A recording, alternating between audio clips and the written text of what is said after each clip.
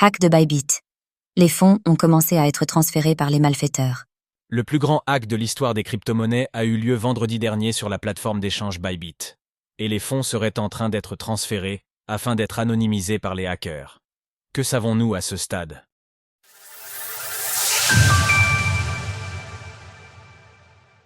Les fonds liés au hack de Bybit sont en train d'être transférés. Les hackers, qui sont présumés en lien avec la Corée du Nord, ont séparé les 1,46 milliard de dollars en 54 portefeuilles. L'enjeu pour les malfaiteurs est bien sûr de blanchir ces fonds, qui sont particulièrement traçables.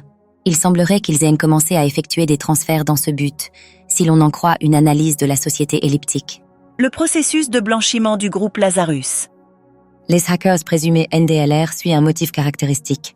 Les malfaiteurs ont immédiatement commencé à changer les crypto-monnaies dérobées pour les transformer en Bitcoin, BTC ou Ether, ETH, cela afin qu'elles ne soient pas saisissables ou gelables. Certaines crypto-monnaies comme l'USDT de Tether peuvent en effet faire l'objet de gel, qui empêcherait les hackers de les utiliser. La deuxième phase qui a lieu en ce moment est celle du layering, selon Elliptic. Le but est d'ajouter le plus d'étapes possible pour masquer la destination des fonds et rendre difficile leur pistage. Déjà, les hackers ont séparé les crypto-monnaies en 54 portefeuilles. Ils peuvent ensuite utiliser des plateformes d'échange décentralisées variées ou encore utiliser des mixeurs de crypto-monnaies qui masquent l'origine des fonds. Utilisés pour blanchir les fonds? Ce dimanche, Elliptic affirmait que 140 millions de dollars de crypto-monnaies, soit près de 10% des fonds volés, avaient déjà été transférés, une somme qui grandit d'heure en heure.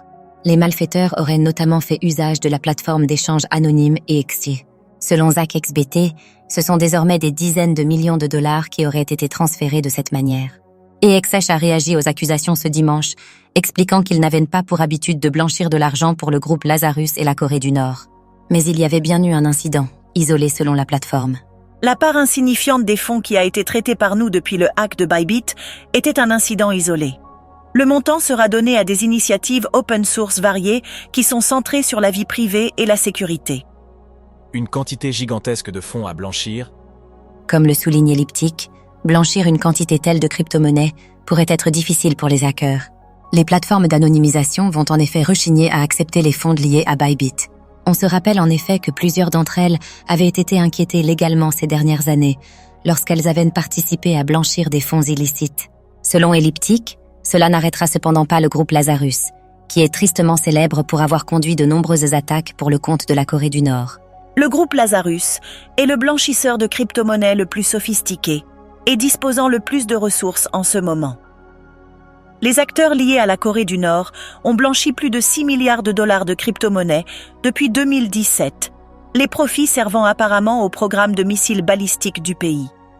Retrouvez toutes les actualités crypto sur le site cryptost.fr.